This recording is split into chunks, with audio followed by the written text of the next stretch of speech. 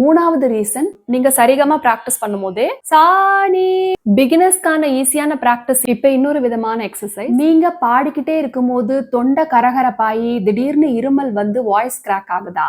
இந்த மாதிரி இருமல் வந்த பிறகு திருப்பி திருப்பி பாடி உங்களோட வாய்ஸை ஸ்ட்ரெயின் பண்ணிக்கிட்டே இருந்தீங்கன்னா உங்களோட வோக்கல் கார்ட்ஸ் தான் டேமேஜ் ஆகும். பாட்டு கத்துக்கும் போது பிகினரா இருக்கிறப்ப இந்த ப்ராப்ளம் நிறையவே வரும். அதாவது பாடுறப்ப அடிக்கடி தொண்டை கரகரங்கிறது, இருமல் அடிக்கடி வர்றது, இதெல்லாம் வந்து நடக்கும்.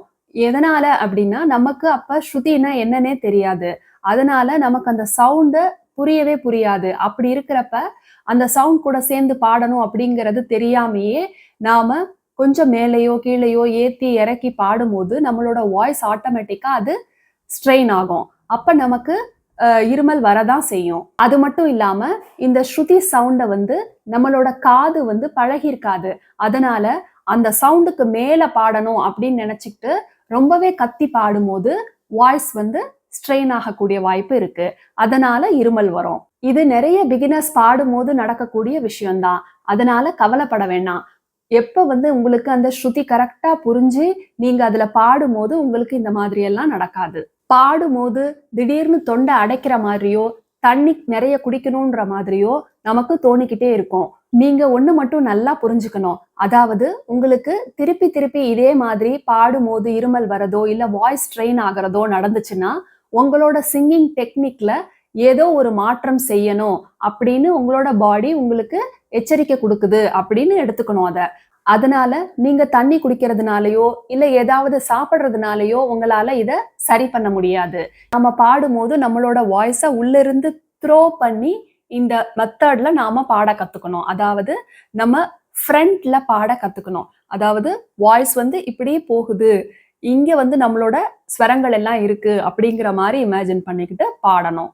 அதே நேரத்துல உங்களோட வாய்ஸும் ஸ்ட்ரெயின் ஆகாது, இருமல் வரதும் குறைஞ்சு போயிடும்.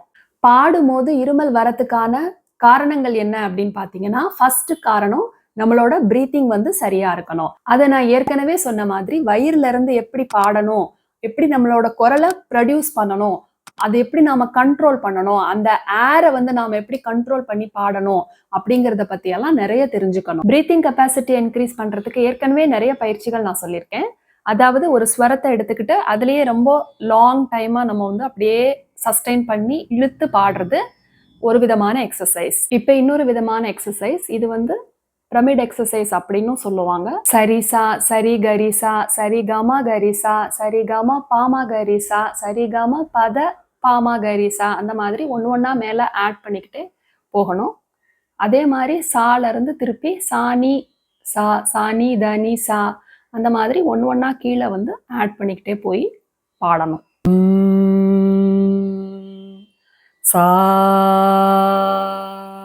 சரி சா சரி கரி சா சரி கமா கரி சா சரி கமா பமா கரி சா சரி கமா பத பமா கரி சா சரி கமா பத நித பமா கரி சா சரி கமா பத நி சா நித பமா கரி சா சா சா நி சா சா நி த நி சா சா நி த பத நி சா சா நி த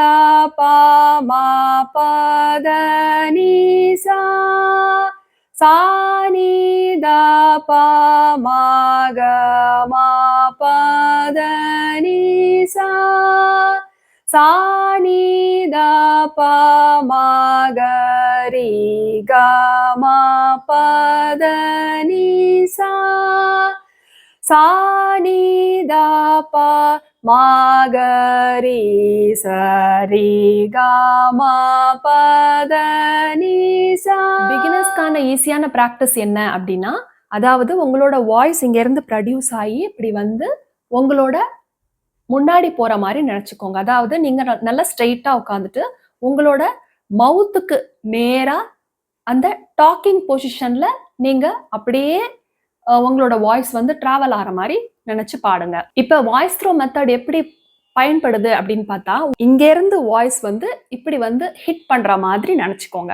நீங்க சரிகமா பிராக்டிஸ் பண்ணும்போதே சாரி காமா பாத நீசா சா நீ தா பா மா க ரீ சா அந்த மாதிரி.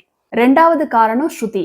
அந்த ஸ்ருதி சவுண்ட கரெக்டா காதுக்கு நாம பழகி அதை புரிஞ்சு நாம பாடும்போது நாம ஸ்ருதியில பாடுவோம். அப்ப நமக்கு த்ரோட்ல ஒரு ஸ்ட்ரெயின் தெரியாது. அதே நேரத்துல நிறைய நேரமும் நம்மளால பாட முடியும். உங்களோட வாய்ஸ் அப்படியே இந்த ஸ்ருதிக்குள்ள டிராவல் ஆகுற மாதிரி நினைச்சுக்கோங்க. அதாவது ஒரு பாயிண்ட் இங்க இருக்கு, அதை நம்ம ஹிட் பண்ணி பாடுறோம் அப்படிங்கிற மாதிரி. அந்த பாயிண்ட ஒண்ணு இங்க இருந்து ஹிட் பண்ணலாம், இல்ல இப்படி ஹிட் பண்ணலாம். ஸோ ஏதாவது ஒரு மெத்தட்ல நம்ம அதை அப்சர்வ் பண்ணிக்கணும். சாரி காமா சாரி காமா பா சாரி காமா பாத நீசா சா நீ தா பா மா க ரீ சா அந்த மாதிரி. வாய்ஸ் இங்க தான் ப்ரொடியூஸ் ஆகுது. அது நல்ல ஒரு இடத்துல ஹிட் பண்ணி பாடுறோங்கிறத நம்ம புரிஞ்சுக்கிட்டு வந்தாலே நம்மளோட வாய்ஸை நம்ம கரெக்டா பயன்படுத்த முடியும்.